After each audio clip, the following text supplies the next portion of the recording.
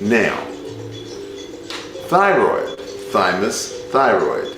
Then we have the pancreas, then we have the adrenals, then we have the gonads, okay? So thyroid, thymus, pancreas, adrenals, that's 4. Then we have the pineal, the pituitary and the pineal, that's 5, 6. And then we have the gonads, which is 7. So there's 7 endocrine glands which match up with the 7 chakras, but there's actually 18 chakras, not 7. So there's 5 in the front, 5 in the back. The root is only 1, the crown is 1. So now we're up to 12, 13, 14, behind the back of the knee, 15, 16, bottom of the feet, 17, 18. Now, this is only described in the Tibetan system. And guess what other system? The ancient Egyptian described the 18 chakras.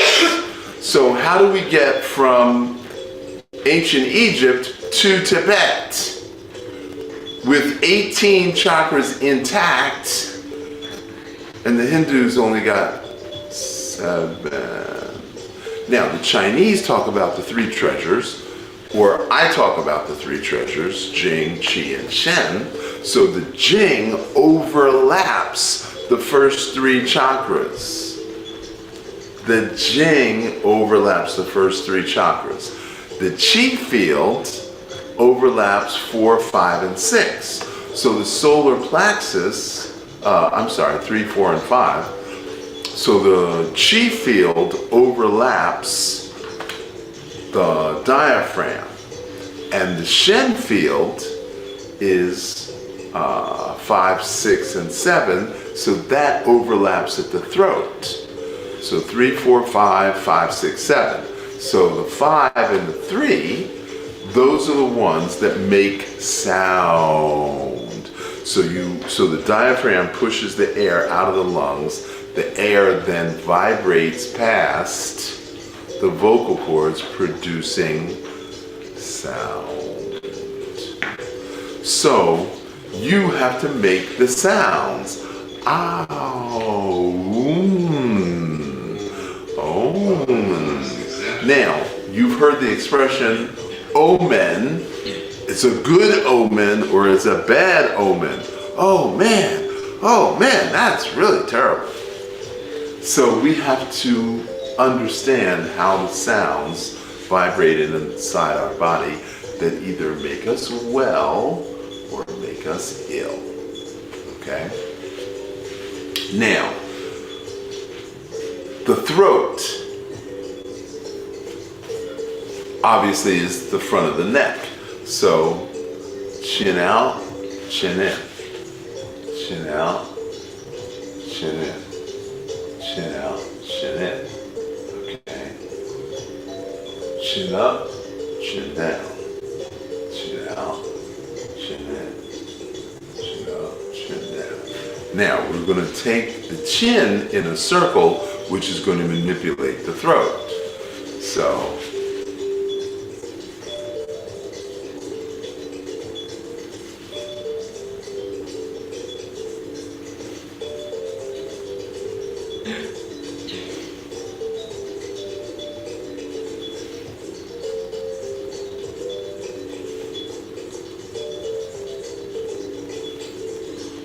now we're going to do the reverse of that by putting the chin on the chest, pushing down and out, tucking the chin in.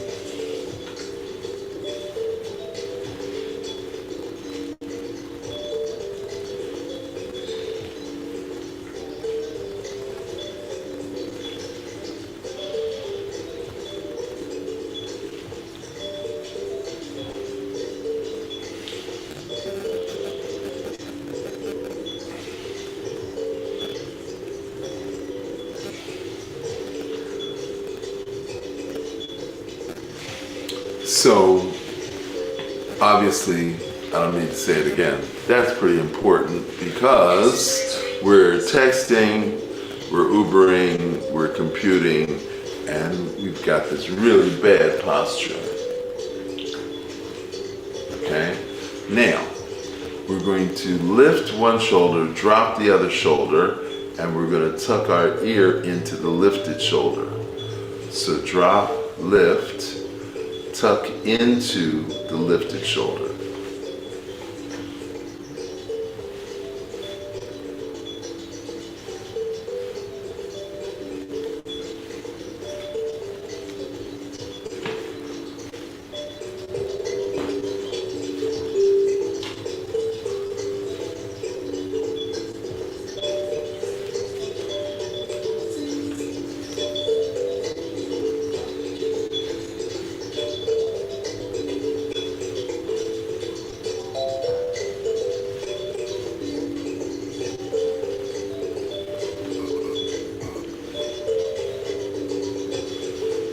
Now we're going to do the opposite of that.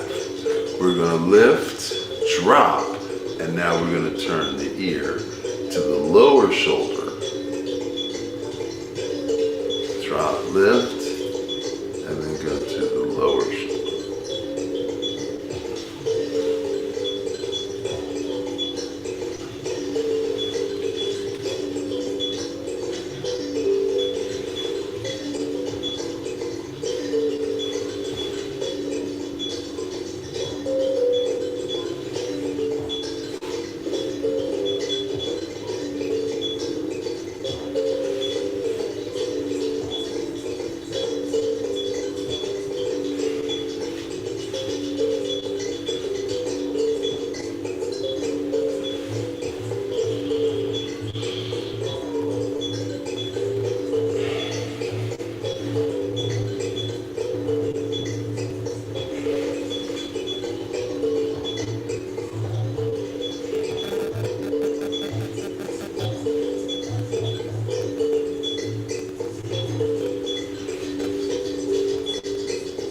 Now I suggest you do this on your own time.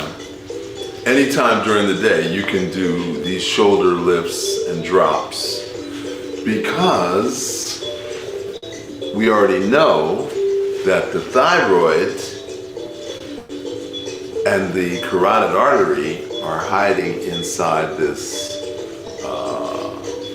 sternocleidomastoid muscle that we call the SCM for short, okay? And we do the opposite side. So we pluck 16 times on the opposite side. So yesterday I was talking about the yin and yang and how, because it's in a circle, it implies movement.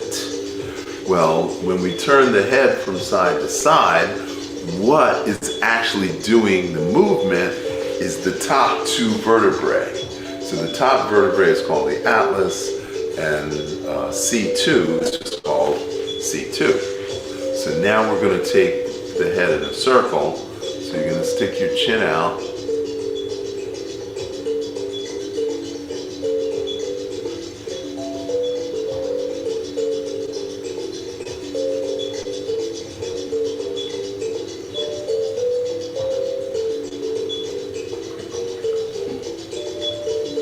You hear crunching?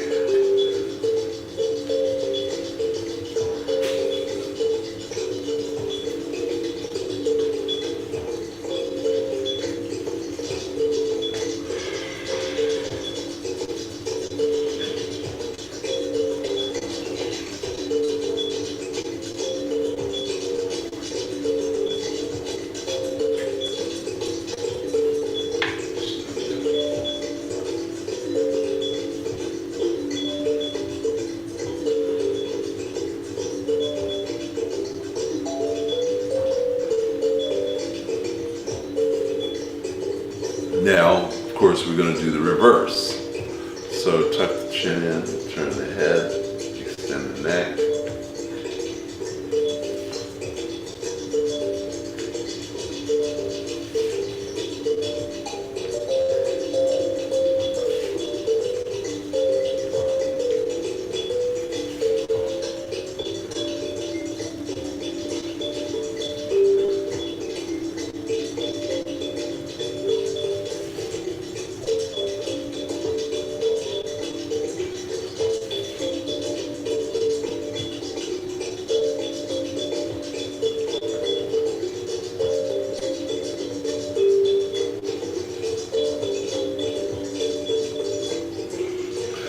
really have to do these exercises on a regular basis.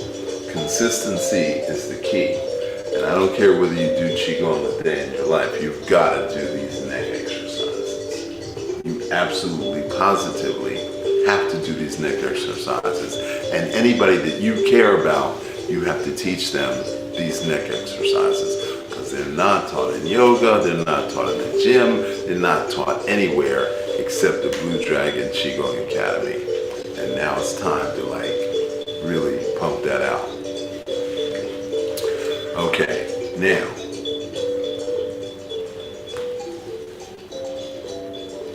yes, now we're going to rotate the neck a different way. You're going to put your chin on your chest, you're going to turn sideways, and then you're going to look up.